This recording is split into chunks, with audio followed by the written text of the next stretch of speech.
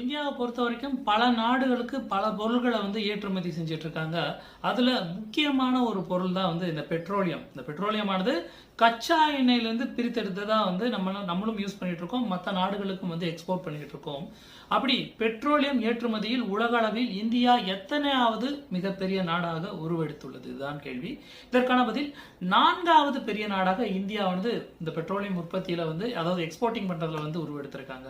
So ரீசெண்டா பாத்தீங்க அப்படின்னா உக்ரைன், அதாவது 2022ஆம் ஆண்டு ரஷ்யா மற்றும் உக்ரைனுக்கு இடையே போர் உருவாச்சு.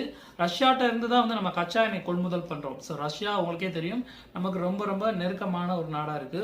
ஸோ அப்படி அவங்க கொடுக்கக்கூடிய அந்த கச்சா எண்ணெயில இருந்து எடுத்துதான் நம்மளோட அந்த பெட்ரோலை பிரிச்சு எடுத்து நமக்கும் சரி மற்ற நாடுகளுக்கும் சரி எக்ஸ்போர்ட் பண்ணிட்டு இருக்கோம். நம்மளோட பெட்ரோலியத்துறை அமைச்சர் யாருன்னு பாத்தீங்கன்னா ஹர்தீப் சிங் பூரி அவர்கள். GST, goods and service tax சொல்றாங்க. முதல்ல 1954ஆம் ஆண்டு பிரான்ஸ்ல தான் இந்த ஜிஎஸ்டி ஆனது அறிமுகப்படுத்தப்பட்டுள்ளது. ஸோ இதையே இப்ப பாக்குறோம்னு பாத்தீங்கன்னா ஆகஸ்ட் மாதம் இந்தியாவில் வசூலிக்கப்பட்ட இந்த ஜிஎஸ்டியோட மதிப்பு என்ன? இதுதான் கேள்வி. இதற்கான பதில், 1.86 லட்சம் கோடியானது இந்த ஜிஎஸ்டி ஆகஸ்ட் மாதம் வரி வசூல் செய்யப்பட்டுள்ளது. இதோட தலைவர் யாருன்னு பாத்தீங்க அப்படின்னா நம்மளோட நிதியமைச்சர் நிர்மலா சீதாராமன் அவர்கள்.